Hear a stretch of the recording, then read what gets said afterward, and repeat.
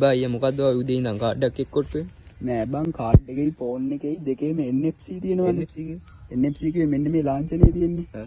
එතකොට අපිට පුළුවන් NFC පාවිච්චි කරලා කාඩ් එකේ මොකක් හරි ෆෝන් එකේ ඇක්ටිවිටි එකක් වෙන විදිහට හදන්න. අපි පුළුවන්ද කියලා බලමුකෝ.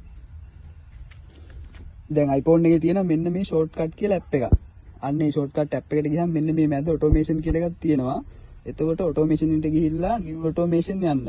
new automation ගියහම අපිට තියෙන මෙන්න මේ NFC කියලා මේ පොඩි ලයින් එකක්. ඊට පස්සේ අපිට පුළුවන් මෙන්න මේ ස්කෑන් කියලා තියෙන ස්කෑන් කියන එක ඔබලා අපිට මේ අපේ කාඩ් එක ෆෝන් එකට කනෙක්ට් කරගන්න.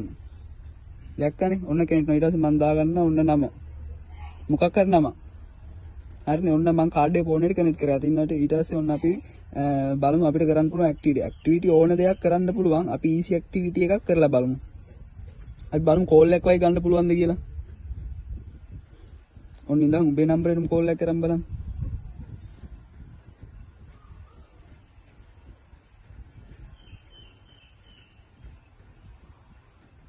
හරිනේ ඔන්න මම නම්බරෙත් ඇඩ් කරා. හරිද? නම්බරේ ඇඩ් කරලා ඊට පස්සේ මේක අයිත් ක්ලික් කරලා මේක දාගන්න run immediately කියලා. හරිද? ඔන්න මම වැඩේ හරි ඊට පස්සේ done කරනවා. හරිනේ? බඩු හරි. ඊට පස්සේ ඔන්න අයින් කරා. ඔන්න ලොක් කරා. ඊට ඔන්න බලන්න දැන් කොහොමද වැඩේ? ඉන්න වයිත් කරලා පෙන්නන්න.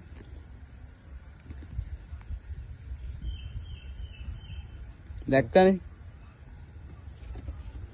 ඔන්න ඔයගේ අලුතෙන් එන ටිප්ස් ඔයාලට දැනගන්න ඕන නම් අපිව ෆලෝ කරලා තියාගන්න. දන්නේ නැති අයට බලන්න අනිවාර්යෙන් ෂෙයා පාරක් දාගෙන යන්න.